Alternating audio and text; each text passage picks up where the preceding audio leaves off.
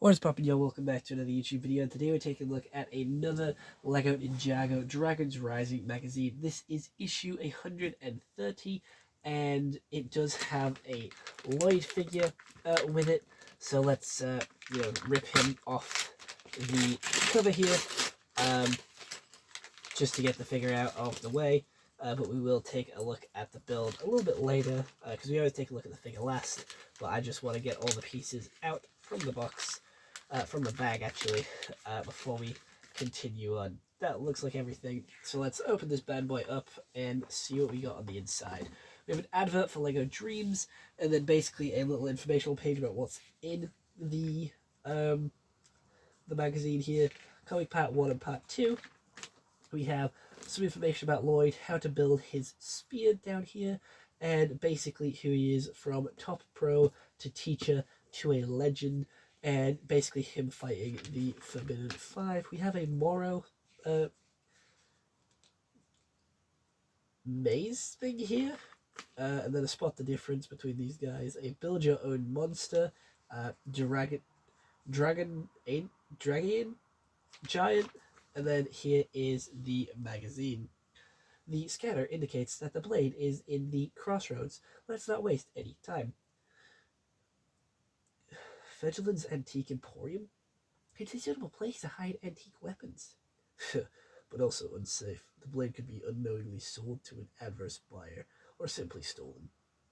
I guess that's why he is here. Warning, no shoppers outside the opening hours. Intruder alert. Bot versus bot. Seems fair to me. I'll take that one. War. Warm regards, dear Ninja. You wanted to say? Hey, what are you doing with my new security bot? We've tested it for you, and it doesn't seem to offer enough security. I should have thought so. It was a special officer. I can build you a new one, but we have some more urgent things to do. We've come for the prismatic blade. Prismatic blade? Yes, I indeed have one, but it won't be cheap. No time to bargain, Fraudulent. The world depends on it. Yeah, that's why I'm bargaining, Ninja. Whatever, you win. Time is of the essence. Let's go. Wow. Fegelin's business really seems to be going well. You've made your shop a lot bigger. Bigger, and above all else, safer. Here it is. Excuse me for not having put the price tag on it yet. Finally. Huh? That's clearly not a prismatic blade. Not true. It's not a prismatic blade, but a plastic blade. I mean, plastic blades. There's 5 of them, but this one is one of a kind. And you don't think a ninja of your caliber, there's something unique? Huh. Fraudulent, the deal's off the table. Apparently our scanner led us to the wrong blade. We still have to work on it. So let's get back to the monastery. There's no time to lose. You do know these are preciously mint, don't you? Stop, Dragon. What are they doing here? They're looking for something specific. Blimey, they've noticed us. Let's just floor them. We're a bit outnumbered, but after all, we're the ninja. But there's still a 0.8% chance they'll overpower us. And then they would have our prismatic blade, and all would be lost. No time to discuss. Let's activate the security measures. What have you done? The door is closing. Now we're trapped. Yeah. Thank me later for locking those dragon guys out. If we break through the ceiling, we could make off over the roof without them noticing us. Wait, no. Good idea, Zane. Let's go then. Bad idea. The ceiling is secured with armored plates. If they come down, we'll be crushed. Then we have a poster for Cole and Raz, a little mini game. a ninja poster of Miakai and Lloyd, I think that is. And then Team Raz. Oh, it wasn't. Oh, it wasn't Cole. It was Aaron. We then have a little bit of a puzzle, and then I spot the difference. Ryu, you're clever. If we can't escape above, maybe we can escape underneath. That shouldn't be any easier. The floor is also secured with thick steel plates. Steel can melt. Step aside a little. Well done, Kai.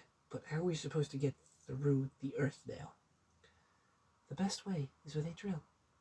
There are enough parts here. Oh, that works wonderfully. Unfortunately not. There is no way to clear away the excavated material it drills through. The earth doesn't leave a tunnel.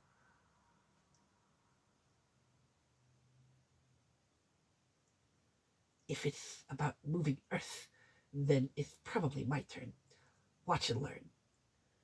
As clumsy as he is, he has his elemental powers under control.